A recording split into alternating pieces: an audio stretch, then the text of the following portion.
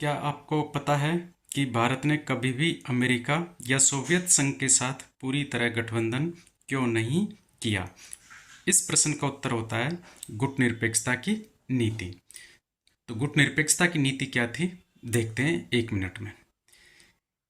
किसी भी बड़े शक्ति गुट जैसे अमेरिका या सोवियत संघ के साथ सैन्य गठबंधन में शामिल न होना, यह नीति भारत ने मिस्र, यूगोस्लाविया जैसे देशों के साथ मिलकर अपनाई थी। भारत का मानना था कि हर देश को स्वतंत्र विदेश नीति अपनाने का अधिकार है। युद्ध और शक्ति राजनीति से दूर रहना चाहिए। शांति, सहयोग और विकास को प्राथमिकता देनी चाहिए। इस नीति के माध्यम से भारत वैश्विक मुद्दों पर अपनी स्वतंत्र निर्णय लेने में सक्षम रहा।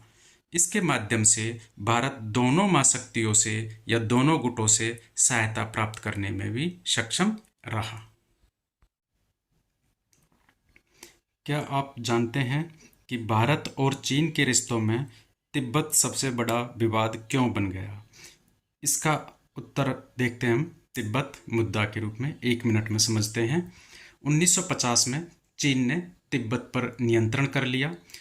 तिब्बत पहले एक स्वतंत्र क्षेत्र था चीन के नियंत्रण करने से पहले, और भारत से इसके धार्मिक और सांस्कृतिक संबंध बहुत पुराने थे।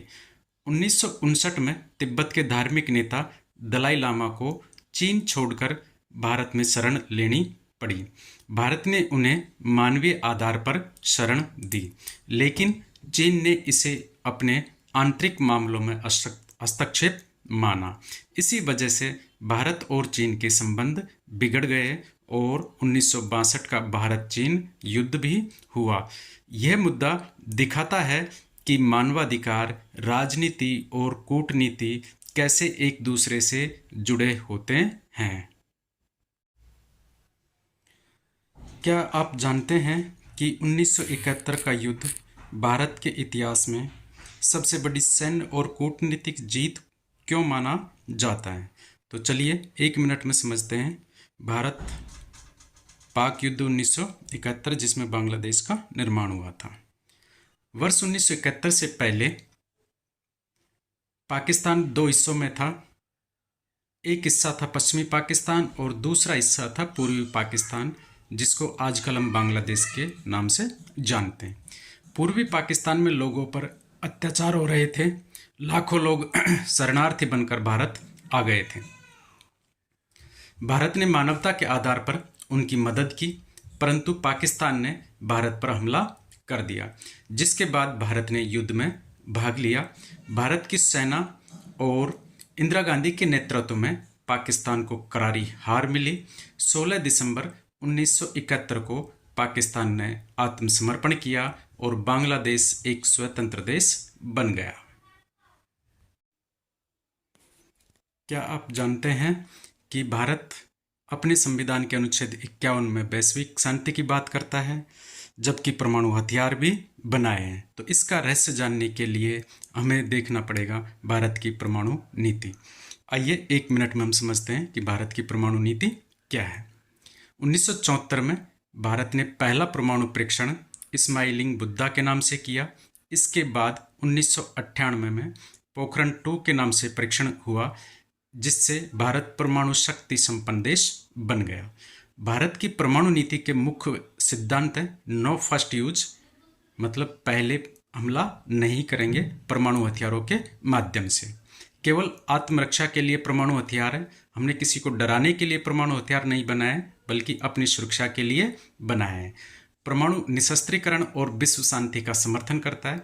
भारत इस बात का सहमति देता है कि विश्व में शांति बने रहे और परमाणु हथियार कम से कम हो या बिल्कुल ही ना हो। तो भारत की परमाणु नीति ये दिखाती है कि भारत शक्ति के साथ साथ जिम्मेदारी भी निभाता है। क्या आपको पता है कि भारत किसी भी देश से दोस्ती या दुश्मनी कैसे तय करता है?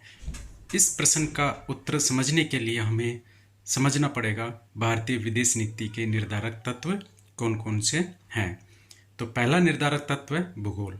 भारत का पड़ोसी देशों से संबंध समुद्र और सीमाएं नीति को प्रभावित करती है। मतलब विदेश नीति को समुद्र और सीमाएं प्रभावित करती है। जैसे जहाँ पर जिन देशों की सीमाएं लगती है ज़्यादातर उनके साथ विवाद रहता है। चीन हो सकता है या पाकिस्तान हो सकता है इसका उदाहरण।